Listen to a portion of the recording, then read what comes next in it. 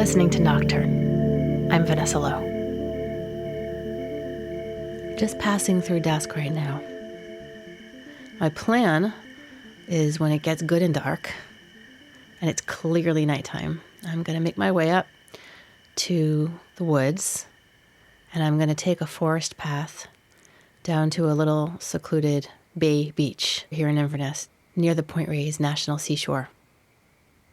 I have never hiked alone at night before. My worst fears are actually coming across ill-intentioned people. I was telling this to a friend earlier today, and she mentioned mountain lions. And I was like, fuck. I didn't even think about mountain lions. So I started thinking about mountain lions, and I did my due diligence. I called the Point Reyes park ranger, and I asked her. I told her what I was going to do, and I said, what are my chances of being attacked by a mountain lion? And she seemed reasonably sure that was not going to happen. But if it did, she gave me some advice, which is also on the website for Point Reyes National Park. Get big, get loud, throw rocks near the mountain lion. And if that doesn't work, start throwing the rocks at the mountain lion. So I'm sitting in this dark cabin. There's no electricity. There's no anything here. And I'm going to pretty soon walk to my car and drive down to this deserted dead end where a path begins on a wooded, beautiful walk that I've taken many, many times during the day to a lovely, secluded beach on Tomales Bay. But tonight I'm going to do it by myself in the dark. And you'll be there with me, but not as much as I really need you to be. That's me a couple of months ago. If you've listened to early episodes of Nocturne, you might remember that I don't identify myself as a night owl. And I'm not naturally that comfortable at night. But I am curious about the hours of darkness, which is the reason I make this show. As I've been spending all this time thinking about the night, I've become more and more drawn to try to understand the heart of it, or what seems elemental about it. And it felt important to do that alone, because something about being with other people at night allows me to distract myself from having the entire experience of darkness, which includes fear, and also the excitement that comes with pushing through fear. And I was pretty scared. And it's not just like the real things that could happen. Every horror movie that I've ever seen is basically kind of passing through my mind. All the messages about the dark and supernatural things and danger and all the Lifetime movies that I've seen. I'm not wearing high heels, so I'm not going to be one of those women running away from some crazed psycho killer in high heels. But all those images, all those crazy stories are just lurking in my brain. I also am kind of excited about taking this walk at night. I don't know what I'm going to hear. I don't know what I'm going to see. I don't know if there's a full moon or no moon, if I'm going to see stars or if there's going to be fog or what. They're beautiful things at night, but I have to really force myself to think about those right now. Okay, I'm going to sign off for now, and next time you hear from me, I will be starting off on the trail at night through the woods. The drive from the cabin to the trail took about 10 minutes on a windy 2-lane road with the bay on one side and dense trees on the other. I drove through the tiny little main street of Inverness, California, through a smattering of beach houses to a dead-end parking lot with no overhead lights. Just the wooded trail, about 3 feet wide, sloping downward into the darkness. It was really, really dark. Check. So I'm at the trailhead. I'm in my car. It's a beautiful night. There are stars in the sky. It's totally clear. My stomach is in knots. And I'm saying to myself, why am I doing this? There's a reason that there are all these stories about the night. There are all sorts of dangers that the night holds that are the reason why we go into our warm houses at night and close the door. and lock the door. I've never gone into the woods by myself at night. There's probably a really good reason for that. I feel scared. And it makes me kind of sad that I feel scared. I want to be strong. I want to feel unafraid. Fear is a valuable thing. But in my mind, there's a balance. You want to honor and respect the darkness and the fear, but not be taken over by fear that might not be warranted or that diminishes your full experience of life, of the world. All right, enough chatter. I'm gonna get out of the car.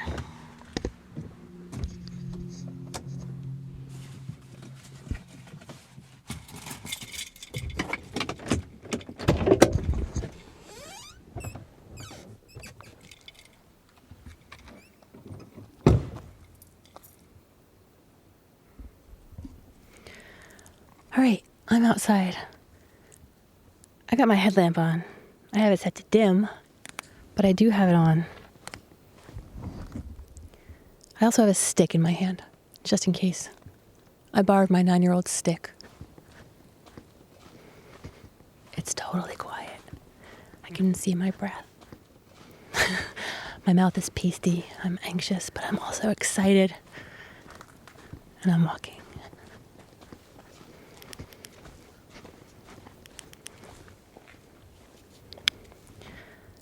I head off on the trail. I can still see my car, but not for long. I'm walking at night in the woods.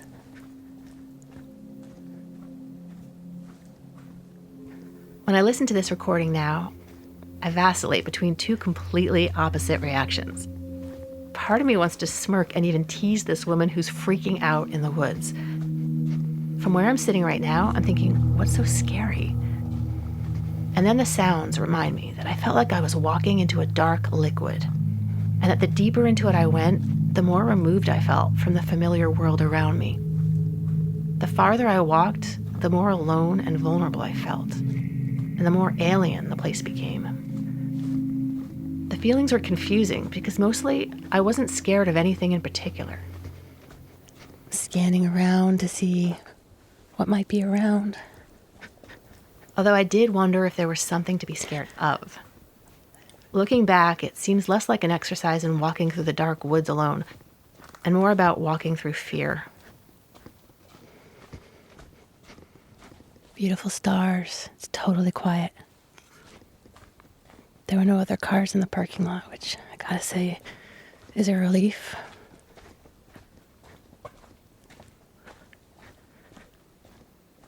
I'm just like on this edge between total terror and awe. There's no moon. I feel like I'm either brave or fucking insane.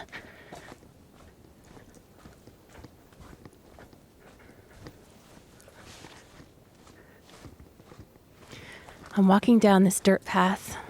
There's oak trees all over the place and ferns.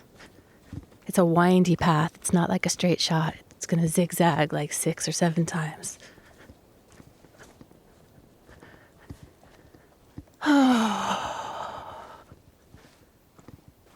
Yeah, it's beautiful, but it feels crazy. Everything in my body right now is telling me to turn around and go back to the car. And then I stop. And I look up. I'm turning my headlamp off. And I see the stars. This moment is the standout moment for me. I was completely alone, vulnerable, brave, and defenseless in the middle of an isolated wooded path. No light, enveloped in darkness. This is what I came for. It was fleeting. I hear the lapping of the water against the beach in the distance. And I'm waiting to hear something breathing. All right. I feel drawn on by hearing the water because I know this walk. I've been on this walk many, many times. but it's utterly, completely different at night. I feel like a little girl, like I'm gonna cry. And then I'm gonna make it down there. I'm gonna make it to this destination I've set for myself. And then I have to get all the way back.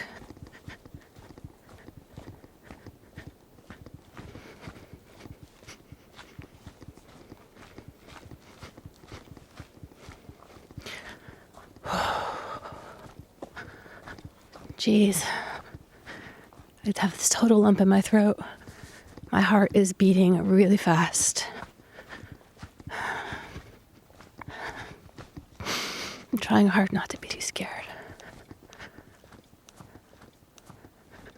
Feels like I should be quiet here because there's nobody else here and it's nighttime, but like, why do I feel compelled to be quiet? There's nobody around. There's no one that'd come and help me if I needed help. And I don't know what kind of help I would need at night. I know this place, but I don't know it right now. It's beautiful. The sky is beautiful. I'm almost to the beach. Frogs.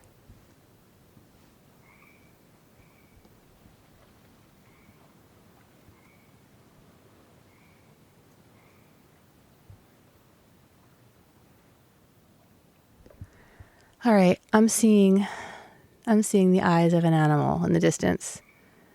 And I don't know what animal it is.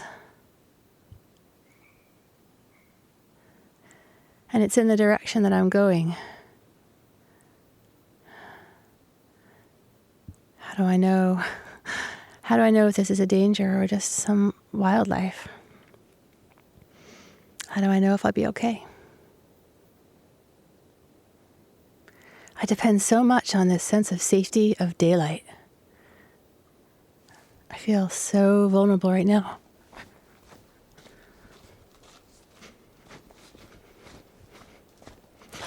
All right. As much as I would love the experience of going down to the water, I'm feeling like I want to turn around and go back. The eyes are coming closer. I'm going back to the car. I don't know what this animal is. I'm going to have a goal maybe of doing this again sometime in the future.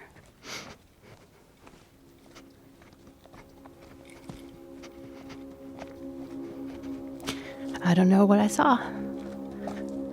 And I feel proud of myself that I'm out here at night. And I also feel scared.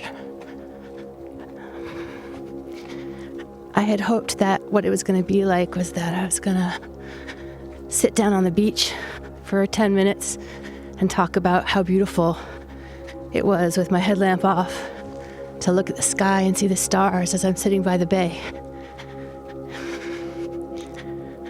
That's how I wanted this episode to go.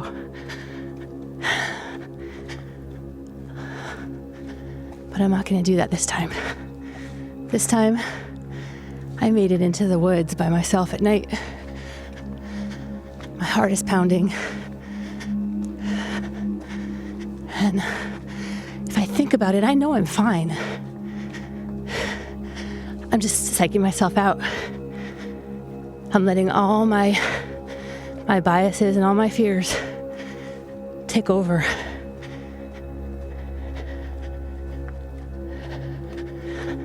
I feel like I tried to penetrate into the night and I got a little ways in, but I couldn't go in as far as I wanted to. I had a place where I just had to go. That's my edge. That's a membrane that I'm not going to cross. And I feel like a lame, scaredy cat right now. Being pretty hard on myself, I know.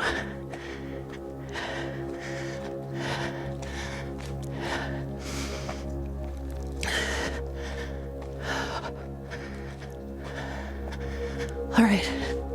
Whoa. I'm almost at the parking lot. And I'm going to be really grateful for my little metal box of a car. Something happened when I got to the swamp with the frogs, right before the beach, when I saw those eyes. When I turned around to head back to the car, it's like the act of turning around sent my body a message that I was in retreat. And I must be in retreat for some good reason, so start sweating and hyperventilating. My logical brain was there somewhere, but I couldn't locate it in the darkness. I see the car. I wish I could have gone all the way.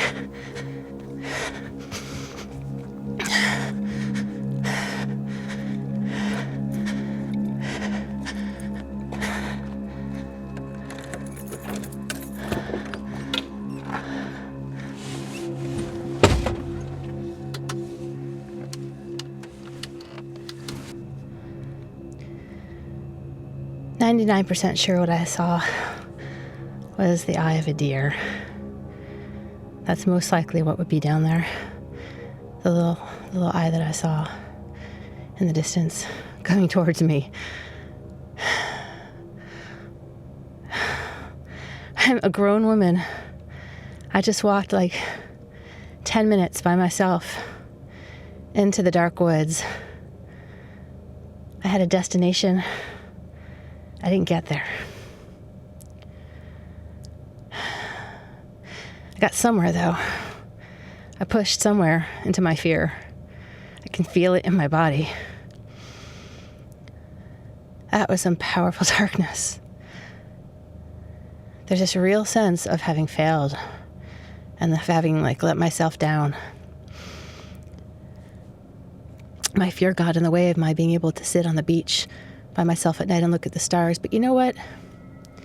Maybe I don't need to sit on the beach at night by myself looking at the stars. Maybe I can go there with a friend or with my husband. I can feel the tingling in my chest and my arms and my stomach from that adrenaline that I felt.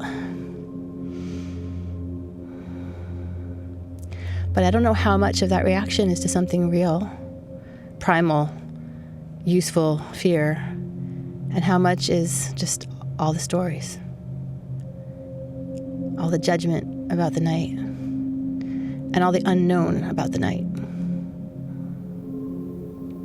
I went back and forth like this for a while, trying to figure out, am I a tremendous wimp, or did I just do something reckless and foolish? That, in and of itself, was an interesting experience. Usually that's not a hard question to answer, so why was it in this case? When I got back to the cabin, I felt very alive. And instead of being freaked out by every noise I heard that night, all I had to do was think of how I felt halfway down the path to the beach, as though submerged in darkness. I slept really well that night. The next morning, I decided to stop by the ranger station to see if the ranger was there who'd reassured me about mountain lions. She wasn't, but her boss, John DeLosa, was. I asked him what he thought about my night walk. Yeah, there's always something to be, very cautious about. We never suggest that anyone should go walking alone, and not to have double standards, but, for a woman to go walking alone at night, it just you're kind of setting things up. I think women, should be careful, should hike in pairs or in groups. Even from the simple perspective of if you are out there walking alone, cell reception can be non-existent in many areas of the seashore if you're in a forested trail, for example. And what if you fall and hurt your ankle and you can't really get up and hike out? Interestingly, this is one of the only scenarios I didn't think to worry about.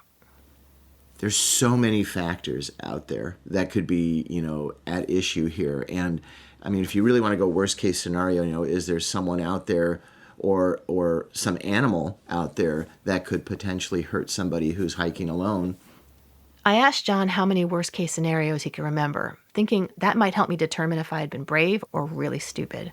I'm thinking really hard, and nothing's really coming to mind, honestly. Finally, I asked John if he's hiked at night. I have, yeah. And sometimes you can creep yourself out. Honestly, that does happen.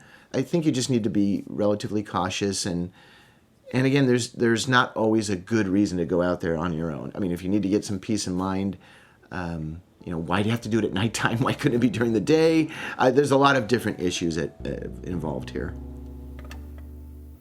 Wow. It was good to hear a male park ranger talk about getting creeped out alone at night in the woods. But I couldn't totally tell how much of what he was saying had to do with some fatherly park ranger protective thing. So I asked a couple of girlfriends who I had told about my plans before I did my night walk. Susie had been my safety net. I called her right before I went and asked her to call in the cavalry if I didn't text her in a couple of hours. Yeah, my mom taught me well. And I was thinking, why? Because it's a pretty remote area and it's probably something I wouldn't do. So I guess I was saying, what if something does happen and I'm 45 miles away? What can I do to help? My main fear is animals more than people. You don't know what's out there. And even if you have a flashlight, you're only illuminating like a few feet in front of you. So something could creep up on you from behind. So I was a little nervous for you. It's just one of those things like, it's probably a fear that we might have, but I probably wouldn't cross my mind to want to face that fear. Next, I talked to Jenny. I feel like it's an amazing thing to do, and it's a really scary thing to do, and I was scared for you because if you were super unlucky, something really bad could happen. But only if you were super unlucky. It's like 99 out of 100 times it's going to be amazing because you're going to be enveloped, you're going to be immersed in darkness in a way that feels kind of naked, like you could be naked walking through the dark, and it's kind of cool. But should that 1% of the thing happen, it's like that maternal instinct. It's like, no, Vanessa, don't get hurt. Whatever you do, do not get hurt. So I know from walking in the dark that there's a certain sweet spot between being too relaxed and being too vigilant. And one of the things that can happen is you can have an intrusive thought, and the thought can be, oh, someone's stalking me. Or what if someone was stalking me? And that intrusive thought can be, I never know what the reality factor is. I never how much truth value is in that kind of thought. But the thought that there might be some truth value in that thought is enough to really screw me over. And sometimes I've really berated myself for believing in that thought at all. And other times I've had a lot of compassion because I've seen too many scary movies where there was somebody in the house or there was somebody stalking the woman. And then but where's the music? Where's the scary music? That cues the fact that you're right. There is someone stalking you. You don't know. You could have no other cues, just the thought that came into your mind. So what I really wanted to say was, do it and follow your gut instinct. If something scares you, get the hell out of there. Just do it. Because I don't want to read about you in the paper. That's a terrible thing to say. Sorry. It seems I wasn't alone in my ambivalence and in my confusion about how dangerous the night really is. I know that part of what happens at night is there are simply fewer people out. And so there's less of the security that comes from having others around for help. And of course, that can be a very real risk in a high crime area. But I can't help thinking that the night gets a bad rap. Is it really more dangerous for me to go into the woods at night than during the day? And if so, does this hold for men and women? How much of my fear has to do with being told my whole life that the best way to protect myself as a woman is to be vigilant, to think of every potential danger, and to guard against it? The biggest questions, though, that my walk raised are, what am I really scared of? And is giving into those fears worth the price of missing out on time alone in the dark world?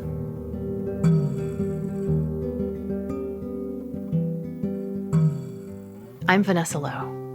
Nocturne is produced by me and was created by myself and Kent Sparling, who also composed the theme music. You can find more information and hear past episodes at nocturnepodcast.org. Also, you can't tell by listening, but each episode of Nocturne has its own beautiful original artwork created by the amazing Robin Galante. You can see them all on the website. Let us know your thoughts about fear and nighttime or anything else at hello@nocturnepodcast.org. We're on Twitter @NocturnePodcast and Facebook too. Nocturne is thrilled to be a member of The Herd, a truly independent podcast collective. One of the shows you should check out is Arrivals. Arrivals explores stories of migration, transformation, and change. And we get there at night, so I can't see it, because I think if my parents would have seen it during the day too, I mean, there's barbed wire literally all around it. That would alarm me. If I were a parent and I were going to leave my child somewhere, why would you need barbed wire to keep them? For more information about Arrivals and The Herd, go to theherdradio.com. That's HEARD. Thanks for listening.